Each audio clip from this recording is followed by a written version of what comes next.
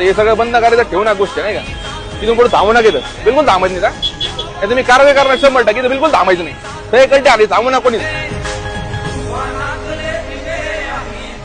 नमस्कार, जय महाराष्ट्र. मागील काही दिवसांमध्ये आम्ही शनिवारवाडा इथे काही लोकांना देऊन हाकलण्याचं कारण असं होतं की 50 रुपये सांगून ते 600-700 रुपये लोकांना तिथे लुटत होते. आणि बऱ्याचशा लोकांची तिथे कंप्लेंट पण होत्यात की बाबा हे लोक लुटताय, यांच्यावर कोणी ऍक्शन घ्यायला तयार नाही. पोलिसांना पण सांगितलं, महानगरपालिकेच्या लोकांना पण सांगितलं, तर कोणी याच्यावर ऍक्शन नाही घेतली. आम्ही मनसैनिकांची ऍक्शन घेतली, त्या लोकांना देऊन हाकललं. तर लोकांच्या काही निगेटिव्ह कमेंट आले. ते म्हणताय की गरीब लोकांवर मनसैनिक अत्याचार करतात वगैरे, किंवा काही गोष्टी अशा वेगळ्या कमेंटमध्ये त्यांनी केलेत. पण असं काही नाही, आम्ही मनसैनिक गरीब लोकांवर कधी अत्याचार करत नाही. ते लोक सरळ 500-600 रुपये जर घेताय कानातलं मळ काढण्यासाठी, तर हे चुकीची गोष्ट आहे. लोकांच्या कमेंट बघितल्या मी, 90% पॉझिटिव्ह कमेंट आला, 10% फक्त निगेटिव्ह कमेंट आला. या गोष्टीचं मला व्हिडिओद्वारे सांगायचं नव्हतं. फक्त एकच सांगायचंय की मराठी लोकांना जर बाहेरचे लोक लुटणार असाल तर आम्ही मनसैनिक शांत बसणार नाही. जय हिंद, जय महाराष्ट्र.